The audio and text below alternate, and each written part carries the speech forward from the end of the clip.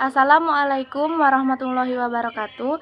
Perkenalkan, saya Hujatul Islamia, mahasiswi dari Program Studi Pendidikan Sejarah 2020, kelas Indralaya. Di sini saya akan membahas jawaban ujian akhir semester mata kuliah Pendidikan Kewarganegaraan yang diampu oleh Ibu Dr. L.R. Retno Susanti M. Hum. Soal yang pertama yaitu jelaskan bagaimana karakteristik warga negara Indonesia yang baik dan bagaimana implementasi dalam kehidupan sehari-hari yang saudara lakukan sebagai warga negara yang baik. Jawabannya yaitu warga negara yang baik memiliki beberapa karakteristik. Yang pertama yaitu jiwa patriotisme dan nasionalisme, yang berarti setiap warga negara harus memiliki sikap untuk mempertahankan kedaulatan negaranya dan harus memiliki sikap berani dan rela berkorban demi keutuhan bangsa dan negara. Yang kedua yaitu warga negara harus menjaga identitas bangsanya. Yang ketiga yaitu harus memiliki sikap saling menghormati dan menghargai orang lain, baik itu dalam berpendapat ataupun suku, ras, dan agama. Soal yang kedua yaitu apa yang dimaksud dengan identitas nasional dan jelaskan unsur-unsur pembentuk identitas nasional. Identitas nasional sendiri merupakan manifestasi nilai-nilai budaya yang tumbuh dan berkembang dalam berbagai aspek kehidupan dengan suatu ciri khas yang menjadikannya berbeda dengan bangsa lain. Unsur-unsur pembentuknya yang pertama yaitu suku bangsa. Suku bangsa adalah identitas yang melekat pada seseorang sejak dia dilahirkan. Yang kedua yaitu agama. Agama adalah identitas yang melekat pada seseorang atas dasar sistem kepercayaan yang dimilikinya. Yang ketiga yaitu bahasa. Bahasa adalah identitas yang melekat pada seseorang atas dasar aspek simbolik yang digunakan sebagai sarana interaksi dan komunikasi. Yang terakhir yaitu kebudayaan. Kebudayaan adalah identitas yang melekat pada seseorang atas dasar hasil karya, sistem pengetahuan dan nilai-nilai luhur yang dianut dalam masyarakat. Soal yang ketiga, bagaimana cara mempertahankan NKRI dari disintegrasi bangsa? Jawabannya adalah yang pertama, kita tidak boleh berperilaku rasis.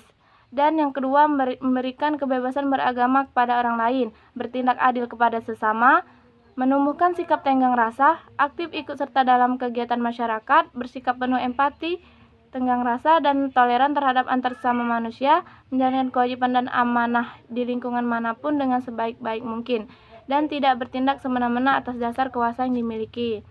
Soal nomor 4. Secara umum dikenal 3 macam sistem pemerintahan yaitu sistem pemerintahan presidensial, parlementer, dan semi-parlementer.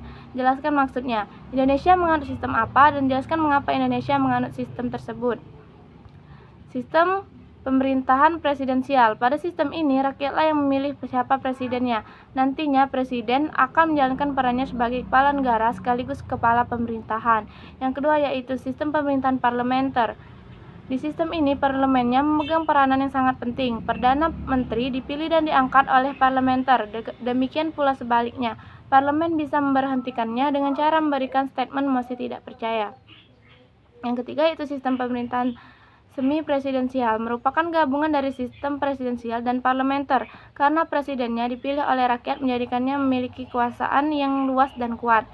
Indonesia menganut sistem pemerintahan presidensial. Karena hal itu didasarkan pada pasal 4 ayat 1 yang berbunyi, Presiden Republik Indonesia memegang kekuasaan pemerintahan menurut Undang-Undang Dasar. Dengan demikian, sistem pemerintahan di Indonesia menganut sistem pemerintahan presidensial. Mengapa Indonesia menganut sistem tersebut? Karena pada sistem ini, rakyatlah yang memilih siapa presidennya. Nantinya, presiden akan menjalankan perannya sebagai kepala negara sekaligus kepala pemerintahan. Kepala negara memiliki kewenangan memilih dan mengangkat pejabat-pejabat pemerintahan.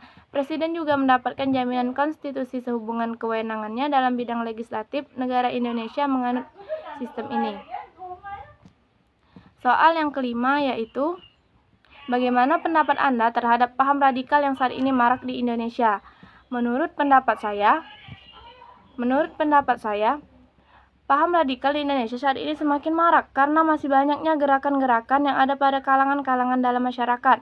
Gerakan dapat disebut sebagai radikal apabila gerakan itu melakukan aksi-aksi yang menurut ukuran atau normal tergolong kasar karena mereka misalnya menghancurkan segala hal yang dianggap tidak sesuai dengan norma dan ajaran agama mereka. Contohnya seperti ISIS, dan yang terbaru yaitu kasus terbaru adalah konflik Ambon dan Poso. Soal terakhir yaitu, jelaskan hubungan antara wawasan Nusantara, ketahanan nasional, dan bela negara. Wawasan nasional bangsa Indonesia adalah wawasan Nusantara yang merupakan pedoman bagi proses pembangunan nasional menuju tujuan nasional.